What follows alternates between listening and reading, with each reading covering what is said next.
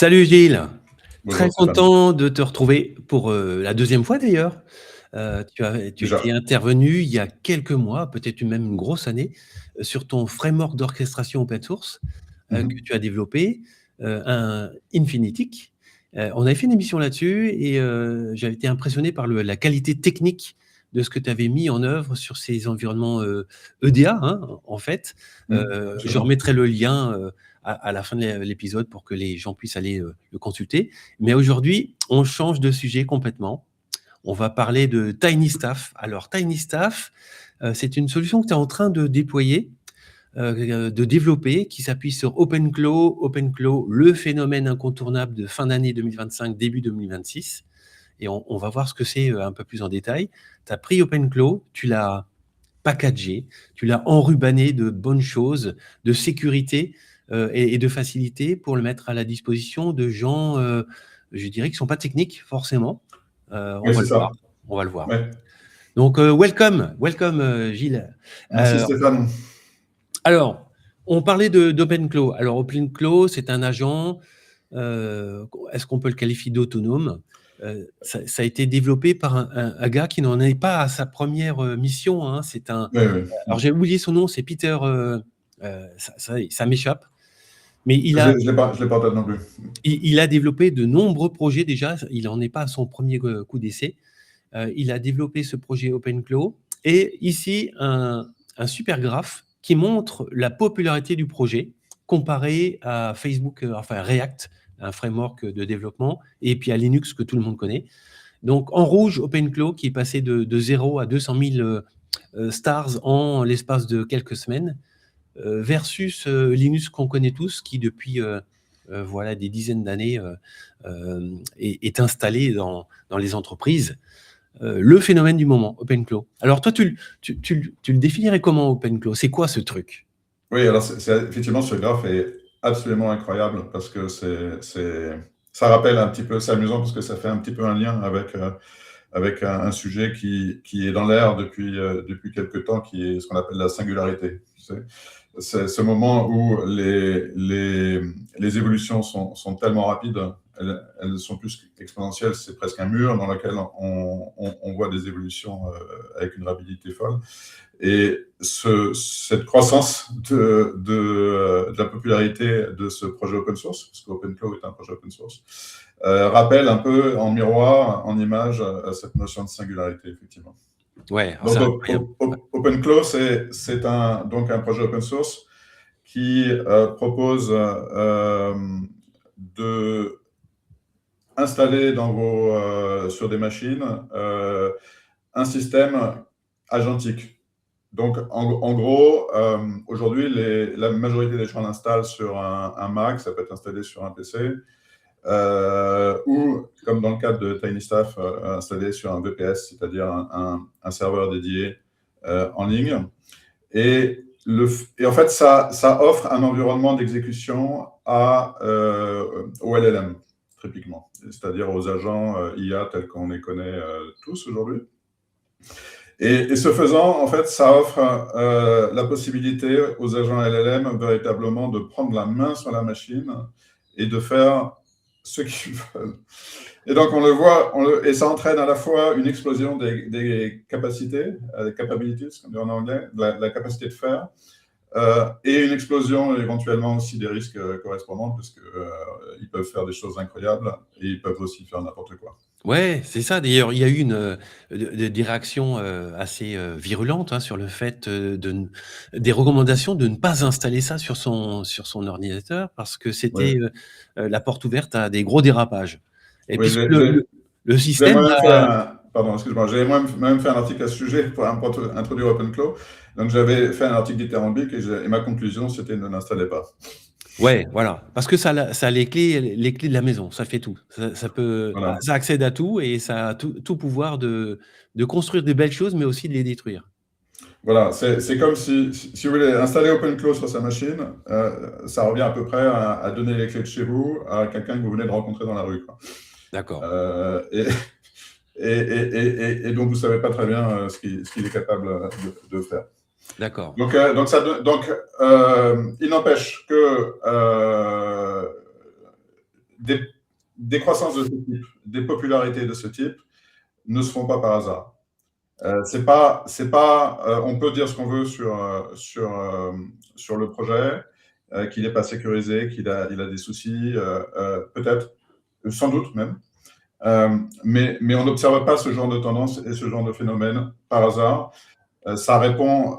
Il est venu, là, OpenClaw est arrivé au bon endroit, au bon moment, avec le bon timing. Il répond à un besoin qui est que aujourd'hui, on voit des agents IA, enfin, on voit de l'IA plutôt, qui semble très capable, mais on avait encore assez de difficultés à comprendre comment les faire travailler réellement. Puisqu'aujourd'hui, la majorité de l'usage qui est connu par les utilisateurs de l'IA, c'est un usage conversationnel. Ouais. Là, on passe sur un usage différent qui est où on va donner à l'IA, à ces agents-là, la possibilité de réaliser les actions. Ouais, c'est ça. Et ça change beaucoup de choses parce qu'on va passer de quelqu'un qui vous donne des conseils, qui vous souffle à l'oreille, entre guillemets, à quelqu'un qui fait le travail pour vous, réellement. Donc, jusqu'à, par exemple, poster des choses en ligne, écrire des rapports, répondre aux mails, qui sont dans des actions et pas seulement dans une discussion. Ouais, donc là, c'est très différenciant. Et d'ailleurs, le développeur a été recruté par OpenAI. Oui. J'ai vu ça récemment, c'est très récent. Donc, ça souligne, je dirais, l'intérêt ou le côté novateur de la chose, hein. Il s'est fait tout de suite phagocyter par un des plus gros éditeurs d'AI au monde. Donc, c'est Oui, bien la preuve qu'il y a un truc qui se passe, quoi. On n'a pas le détail de la proposition, mais je suppose qu'il a eu une proposition qu'il n'a pas pu refuser. Ouais, j'imagine, voilà. Et puis, bon, OpenAI, c'est pas la plus petite boîte non plus, donc je pense que c'est difficile de dire non à ce genre de société. Alors, ok, le sujet, ok, on a démarré avec OpenClaw, mais on va pas faire forcément un zoom particulier sur OpenClaw parce que c'est le sujet, c'est ce que tu as développé toi, c'est TinyStaff, c'est un enrobage d'OpenClaw sécurisé et peut-être plus facile à prendre en main pour Monsieur Tout le Monde. Oui, alors, alors moi, si tu veux, quand j'ai découvert OpenClaw, j'ai trouvé ça vraiment, comme tout le monde, j'ai trouvé ça passionnant. Par contre, très clairement, ce qui m'est apparu tout de suite, c'est que c'était absolument inaccessible pour des utilisateurs non techniques. Et donc, j'ai tout de suite vu l'intérêt de proposer une solution qui permette à tout un chacun de bénéficier des capacités d'OpenClaw, mais sans avoir à être technique soi-même pour s'assurer de ne pas faire de bêtises. Donc, en gros, vraiment au niveau de base, TinyStaff, c'est une couche au-dessus d'OpenClaw qui va offrir à la fois les serveurs correspondants. Donc, chaque équipe qui utilisera TinyStaff l'aura sur son propre serveur pour ne pas mélanger les données. Et puis, qui va mettre en place les bonnes pratiques de déploiement et les bonnes pratiques de sécurité qui sont loin d'être triviales à mettre en œuvre lorsqu'on n'est pas assez profondément technique. Donc, l'idée, c'est réellement que, TinyStaff, l'idée, c'est que absolument tout le monde pourra l'utiliser sans avoir la moindre notion de compétences techniques associées. Ouais, d'accord. Donc, tu as monté un projet qui s'appelle donc tinystaff.ai. Il suffit de s'y connecter et puis de lancer une session, en fait, hein, enfin, de souscrire à l'abonnement, de lancer une session et tu as ton environnement OpenClaw dédié sur lequel tu vas pouvoir travailler. Oui, ce que ça va faire, c'est que ça va déjà, au tout début, déployer un serveur. Sur ce serveur, on va installer s'assurer que toutes les configurations de sécurité sont en place, déployer OpenClaw dessus, et puis après, effectivement, sur cette base-là, déployer des agents, à la demande, et configurer des agents à la demande. Ouais, d'accord. Sachant que le premier agent qui va être proposé, c'est une sorte d'assistant de direction qui est capable de faire environ, par exemple, typiquement les tâches qui sont là, qui est capable de plus, mais avec un focus sur ce genre de tâches. D'accord. Donc, au départ, tu es obligé de l'initialiser, de lui donner accès à certaines de tes données.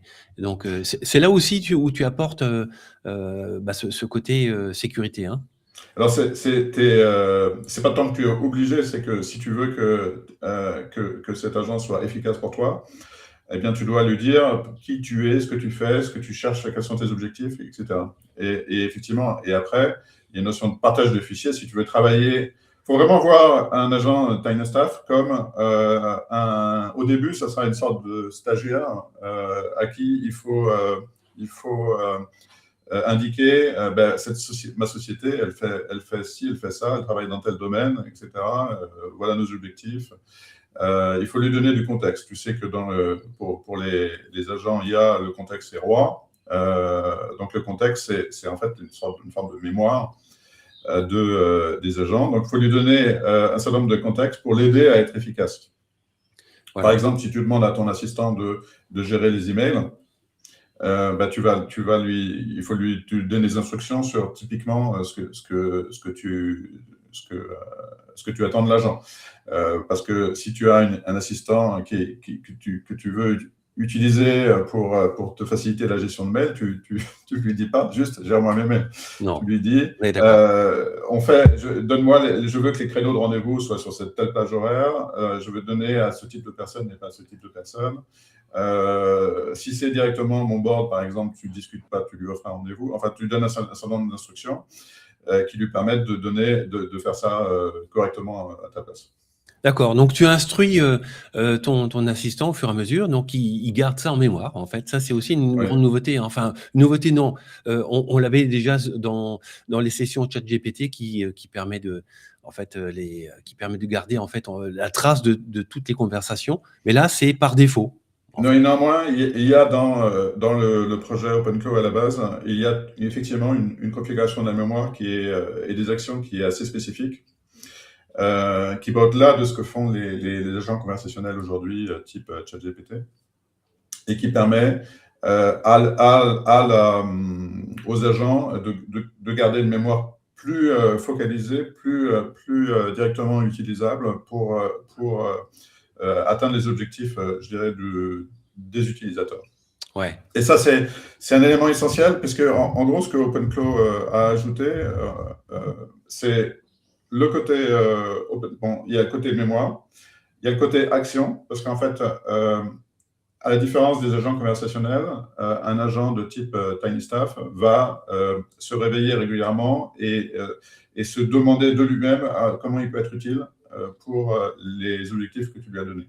Ouais, d'accord. Donc, prendre l'initiative de faire des actions, ce que font pas les agents conversationnels.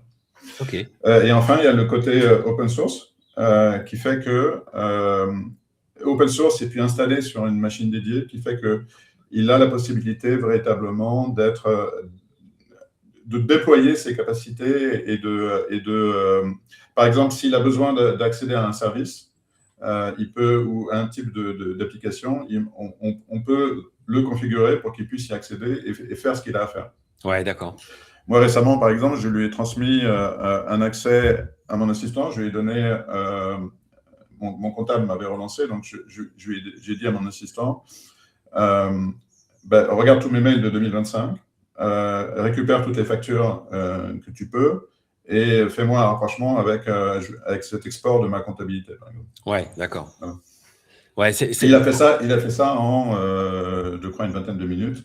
Et il n'a pas pu tout trouver parce que tout n'était pas dans les mails, mais j'ai pu à peu près résoudre déjà 70% de ce qui manquait. Ouais, d'accord. Donc, c'est un accélérateur et qui agit sur les données que tu lui donnes.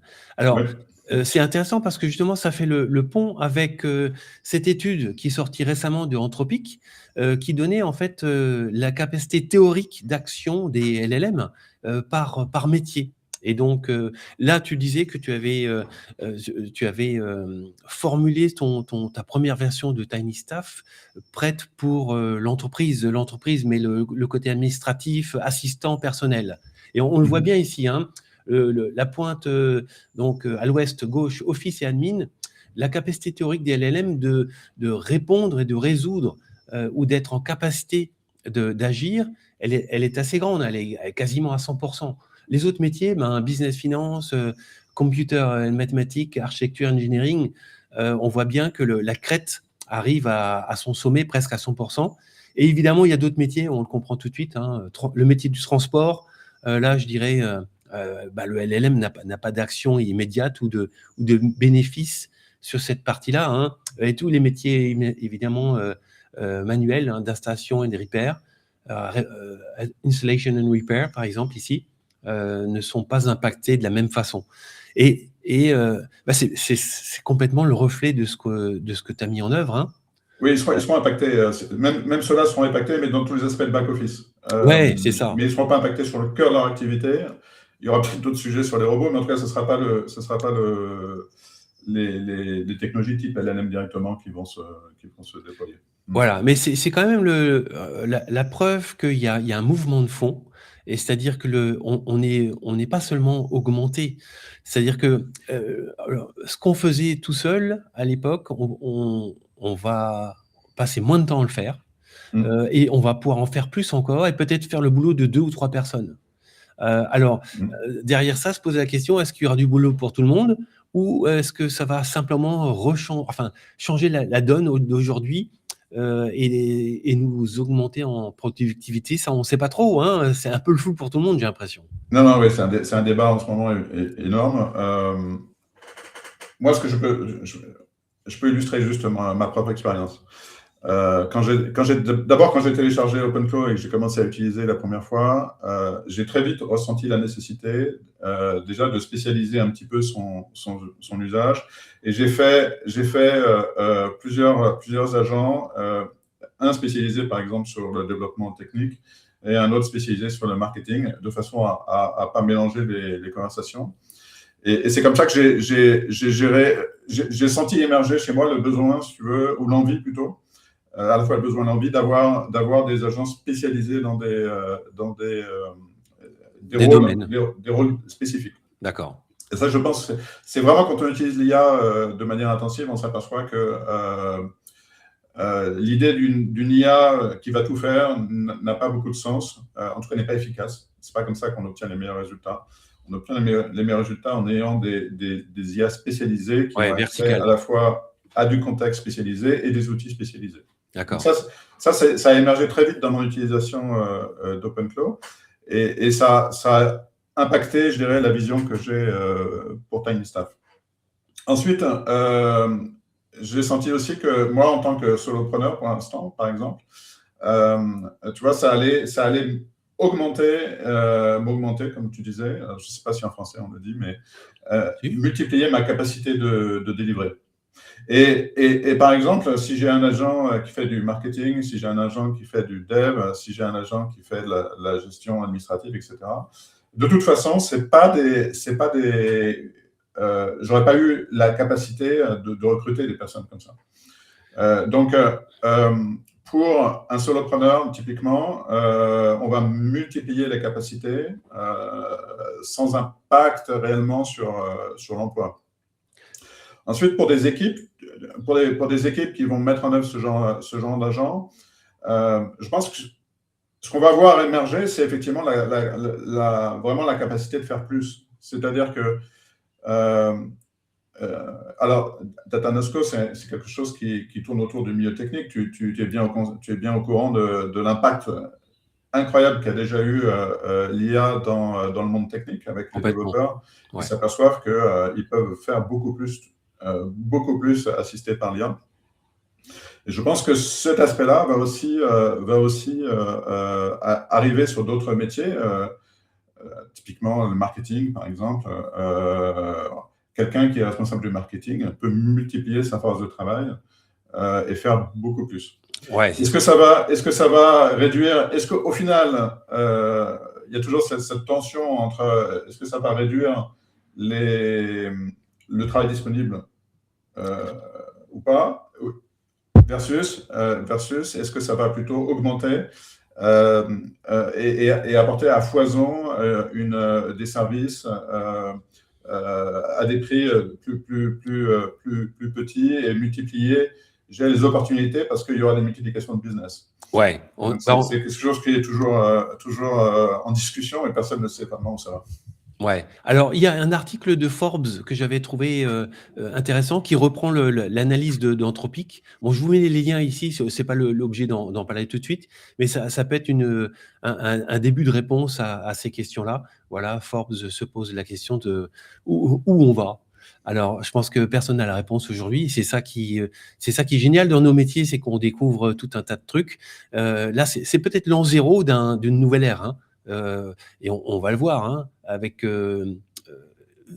OpenClaw racheté, ou le développeur d'OpenClaw repris par OpenAI, forcément, ça va être multiplié par, l'action va être multipliée par 100 000. Ça va être Alors, disponible worldwide.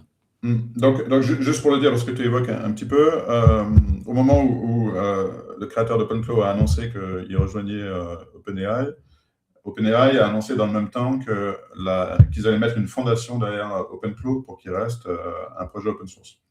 Ouais. Mais effectivement, très clairement, ce à quoi je pense qu'il faut s'attendre dans les mois qui viennent, c'est que la popularité d'OpenClaw a, comme pour moi, donné des idées à beaucoup de gens.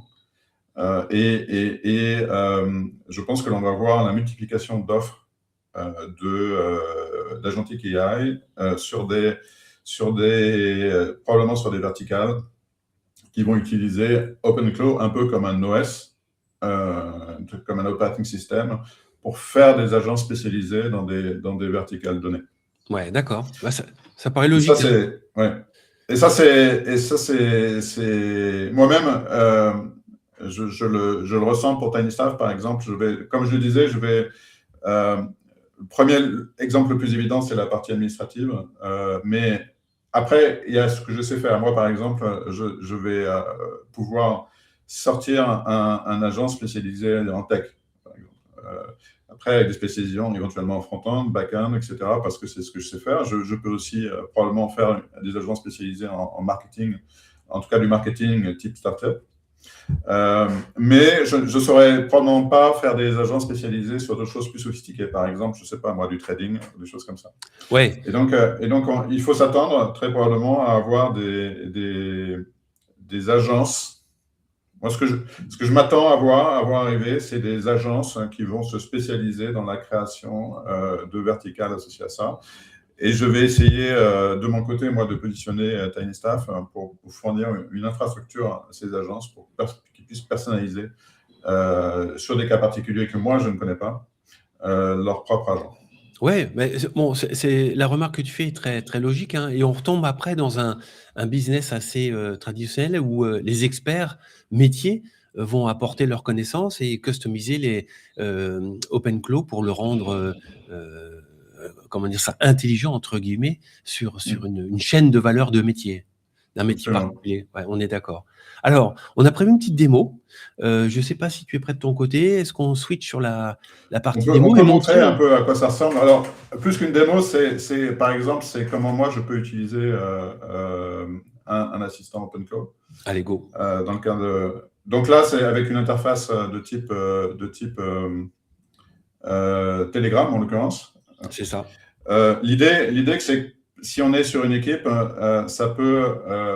L'interface Telegram, c'est un exemple, mais on peut avoir de l'agent directement dans un Slack, par exemple, avec une identité propre et accessible aux différents utilisateurs de l'équipe. Donc, on pourrait avoir un agent dans Slack, soit chaque utilisateur qui a son propre agent, comme c'est mon cas ici, là, par exemple, où j'ai des échanges avec l'agent, soit l'agent, par exemple, spécialisé en marketing, qui va être dans le Slack et pour lequel l'équipe marketing va interagir pour obtenir pour s'augmenter, comme on vient de le dire. Ouais. Donc là, dans l'exemple en cours, moi je l'utilise. Alors, dans mon cas, il me fait un résumé tous les jours à 7 heures, un briefing de ma journée à venir. Je lui ai demandé aussi, ça c'est petite, je lui ai demandé aussi en fait de prendre l'initiative et tous les jours de me surprendre avec quelque chose qu'il met en œuvre. Par exemple là, apparemment, il a fait un script, un outil de génération de comparaison de TinyStaff avec des concurrents. D'accord. Donc, je peux lancer, je fournis, c'est un script où je fournis le concurrent et il va me faire un comparatif. Et donc, ça, par exemple, il a pris l'initiative de le faire de lui-même, basé sur nos discussions et ce qu'il pense utile pour moi. Parce qu'en ce moment, je fais pas mal de veille sur les solutions existantes. D'accord. Alors ça, c'est super intéressant. Mais alors, quelle source il va prendre, en fait? Est-ce qu'il a… Il a accès en ligne, il a accès à Internet. D'accord. Donc, il a accès à Internet et donc il peut faire des recherches sur les réseaux sociaux, il peut faire des recherches sur les sites web eux-mêmes, faire une synthèse et présenter les documents de synthèse. D'accord. Il y a quelques semaines, je lui ai demandé de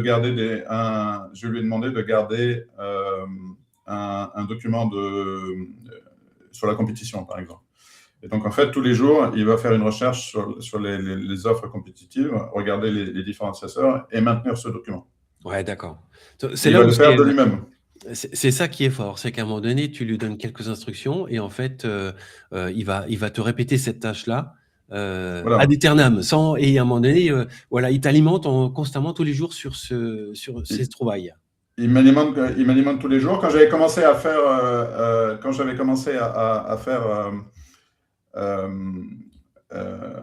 TinyClaw, par exemple, j'avais, tu vois, ici, je prépare data sommelier à 10h30. Donc, il m'a fait, oui, en fait, je ne te l'ai pas dit, mais il m'a fait un document de préparation pour préparer le call. D'accord. Automatiquement. Incroyable. En me donnant des axes de communication, par exemple, en me disant, voilà les exemples. Par exemple, il maintient un document de synthèse sur les use cases d'OpenClaw, et donc on est revenu sur le document de synthèse pour préparer ça. D'accord. Alors, juste une question comme ça qui me vient à l'esprit, c'est, bon, il cherche, mais il stocke. C'est une base qui augmente sans arrêt ou tu as moyen un peu de contrôler ça quand même? Comme c'est un ordinateur, fondamentalement, en fait, après, il stocke comme toi, tu lui demandes. Moi, je lui ai demandé, par exemple, de maintenir des fichiers, des documents de référence. Ouais. Donc, beaucoup d'équipes, par exemple, ont un Notion. Donc, on peut lui donner accès au Notion et il va maintenir des pages Notion, par exemple, là, en l'occurrence, sur la concurrence. Ouais, d'accord. Et donc, il faut quand même lui donner des instructions de structuration du travail. Mais à nouveau, c'est comme il faut travailler avec lui de cette manière, un peu comme avec un collaborateur débutant. Il faut dire les choses. C'est pas un collaborateur débutant, mais qui à la fois est débutant, mais qui est très volontaire et très rapide dans l'exécution, par contre. D'accord. Parce que là, je lisais ton prompt. Aide-moi à préparer le call de 10h30. Donc, c'est ce qu'on est en train de faire. Enfin, voilà, c'est un call d'1 heure lors duquel je vais présenter TinyStaff et OpenClaw. Donc, donc il m'a fait un petit, il m'a fait des instructions. Et puis, je lui ai demandé de mettre un lien pour récupérer le document qu'il avait créé. D'accord.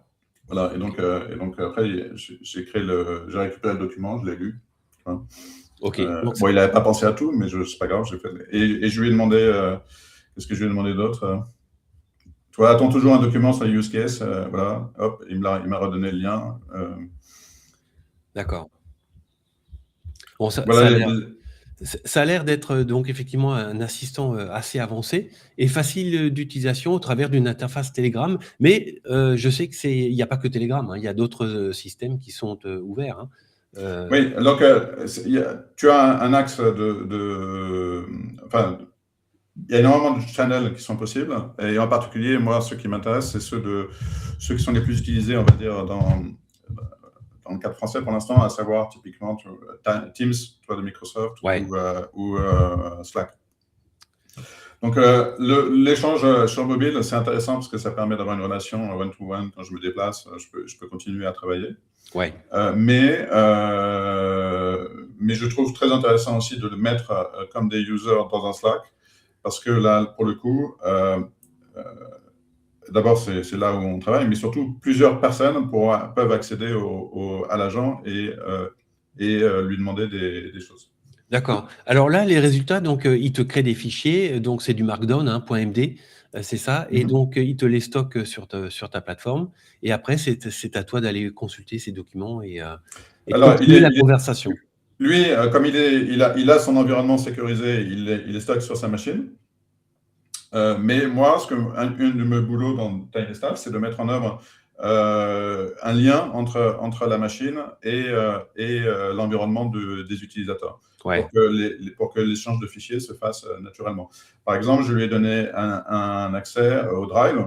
Et d'ailleurs, je pense que quand il m'a mis le lien euh, ici, je pense que voilà, tu vois, c'est un lien Drive. Donc, si je ouais. vais cliquer dessus, comme ça que j'ai accédé au document. J'ai le document sur mon Drive, en fait. OK. Donc, question-réponse via Telegram, mais tous les documents sont stockés dans l'environnement, qu'on peut paramétrer. Ça s'appelle Un environnement partagé qui permet d'échanger les documents. OK. Donc là, aujourd'hui, donc, TinyStaff, c'est une version 1, c'est ça? V1 de ton offre, orientée, organisation administrative, c'est ça? Ou comment tu le Ouais, pour l'instant, ça va vraiment être V1 ou bêta, ça va être vraiment un assistant qui permet d'atteindre Inbox 0, qui permet de prendre des rendez-vous, qui permet de gérer ses mails, de les trier, etc. Donc, premier point. Mais à terme, l'idée, c'est d'offrir des assistants personnalisés sur des verticales des données. verticales bien précises. Ouais, d'accord. Et donc ça, il y en a un certain nombre qui sont prévus. Et comme je te dis, je pense que la vision, au-delà de ça, c'est d'offrir des outils pour permettre à des agences qui veulent spécialiser un agent comme ça, de le faire. D'accord. Bon, bah, Parce que je m'aperçois qu'en fait, cette spécialisation, elle nécessite vraiment une connaissance fine du métier, des outils à mettre en œuvre voilà, des skills, fondamentalement. Tu connais la notion de skills pour les agents. ouais, tout à fait. Donc là, oui, tu as donné un exemple sur la compétition, hein, la veille technologique vis-à-vis de la compétition. Ça peut intéresser tout le monde. Mais effectivement, si on parle de SEO, ça peut être un autre métier. Si on parle Voilà. de marketing, de génération de leads, ça Donc, peut par être... exemple, tu peux avoir un responsable SEO, tu peux avoir un responsable marketing et réseaux sociaux. Il faut lui donner accès aux API de YouTube, de TikTok, peut-être de la création de vidéos, des API de transcription, par exemple, de création de texte, de traduction. Et quand l'agent a accès à toutes ces choses-là, ben, il peut de lui-même faire un travail que tu lui demandes. OK, d'accord. Donc, par exemple, sur une vidéo, imagine que tu es un agent, tu pourras sur une vidéo de ce type faire une transcription automatique, peut-être une traduction en anglais, associer, linker à du lip sync sur la vidéo et puis des publications sur une autre langue. Et de faire ça, du coup, de ton côté, ça prendra 10 secondes à demander et ça sera exécuté et prêt en 1 heure. Tu vois. D'accord, bah, très, très simple. Alors, je sais qu'aussi tu recherches est-ce qu'on peut les qualifier de bêta-testeurs, c'est ça? Ou des, Ouais. tu as déjà quelques clients? Donc, je vais en courant mars, là, je cherche effectivement des bêta-testeurs, mais surtout au sens où des gens qui ont des use cases précis. Ouais. Et avec lesquels je vais travailler pour personnaliser l'offre, personnaliser les agents sur la use case. En fait. Ouais, d'accord. Donc, des Donc là, compétences métiers. je suis en train de finaliser, on va dire, l'infrastructure technique, ce qui était déjà plus compliqué que ce que j'avais anticipé. Mais c'est pas grave, c'est une bonne chose parce que plus c'est compliqué, plus ça crée un peu des barrières à la concurrence. Mais rapidement, effectivement, l'idée, c'est d'offrir des expériences personnalisées sur des use cases précis. Donc, par exemple, en fin de semaine dernière, j'ai parlé avec quelqu'un qui est spécialisé dans la mode, le marketing de la mode. Et donc, c'est comme ça que j'ai découvert tout un tas de services que je ne connaissais pas, mais qui sont nécessaires pour quelqu'un qui va faire du marketing de réseaux sociaux dans la mode, typiquement. D'accord. C'est ce genre de use case Que tu recherches. recherche. D'accord, très bien. Donc, c'est appel à la communauté pour suggérer des cas d'usage. Et Voilà. des verticaux, en fait, ça marche. Bon, bah, écoute, Gilles, bravo d'avoir déjà, comment dire ça, embrayé aussi rapidement sur une techno qui est sortie et de l'avoir packagé de manière complète. Donc, c'est accessible déjà aujourd'hui, hein, c'est tinystaff.ai, on peut s'y connecter. Ouais. Évidemment, il y a une subscription à la clé parce que tu prends en charge le coût je crois que c'est des VPS derrière que tu crées, c'est ça, hein? Alors derrière, oui, c'est donc comme il y a un focus sur la sécurité, tout ça se fait. Enfin, une team va avoir son propre VPS. C'est ça.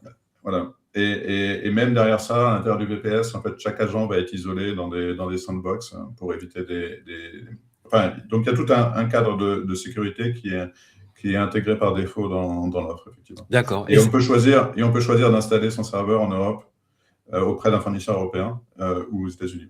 D'accord. Et donc, ça permet de démarrer les tests d'OpenClaw sans être forcément un technicien, Voilà. sans s'embêter dans l'installation, les paramétrages qui peuvent être compliqués et risqués. Donc, tu as dérisqué, t'as dérisqué OpenClaw. Ah bah c'est complètement Alors, il y a vraiment, par rapport à OpenClaw, il y a deux aspects fondamentaux. Le premier, c'est dérisquer, et le deuxième, c'est verticaliser. Ouais, d'accord, ça marche. Voilà. Bon, bah, c'est disponible aujourd'hui. Appel à la communauté pour des suggestions je dirais, de verticaux, hein, de compétences métiers. En tout Voilà, cas, donc des besoins de personnalisation. Voilà, on va me contacter directement, et puis tu mettras l'email, je pense. on mettra tout ça, absolument. Et puis l'idée, c'est de travailler ensemble pour offrir un agent qui soit complètement personnalisé. Génial. J'ai déjà des petites idées dans mon domaine, donc je te les soumettrai avec plaisir. Cool. Je m'inscris comme bêta-testeur tout de suite. Cool. Bon, bah, écoute, merci pour ça. On reste en contact et puis moi, je propose qu'on refasse le point dans 6 mois. Ça peut être intéressant de voir comment la communauté OpenClaw évolue et puis comment tu fais, toi, évoluer ta solution TinyStaff versus voilà, tout ce qui se prépare autour de OpenClaw. Donc, Avec plaisir. voilà, sujet passionnant. Peut-être un dernier point aussi, c'est que j'ai été contacté aussi par quelques grandes entreprises qui veulent des installations avec des modèles locaux. C'est un point aussi intéressant. Ouais. Il peut y avoir parce que cette proposition-là, elle est sur un installateur sur des VPS, mais ça reste du cloud, qui est sécurisé, mais c'est du cloud. Et certaines entreprises veulent du 100% local. Ouais. Et donc ça, c'est des choses qui sont envisageables également dans une optique où, pour le coup, en utilisant des modèles de LLM qui sont open source et qui seraient complètement intégrés à l'environnement local de l'entreprise. De l'entreprise, oui. Bon. Et un dernier modèle de déploiement qui est, par exemple, quand tu imagines un cabinet d'avocats où là, on peut le déployer aussi localement. Mais là, pour le coup, sur des machines, alors typiquement, ça demanderait des grosses machines type gros Mac server, là aussi pour utiliser des LLM locaux. Donc, il y a un aspect de sécurité et de facilité vraiment dans le cloud, mais il y a des possibilités de déploiement aussi sur des machines locales avec des modèles open source DI locaux, de sorte que rien ne sorte du tout. D'accord, ça fait complètement sens, hein, sécurité absolue et traitement local des données qui peuvent être évidemment confidentielles pour les entreprises. En tout cas, Gilles, merci. Je lance la petite outro, reste avec moi et on se retrouve dans une seconde. Mais en tout cas, merci et à très bientôt pour la suite de l'aventure TinyStaff. Merci Stéphane.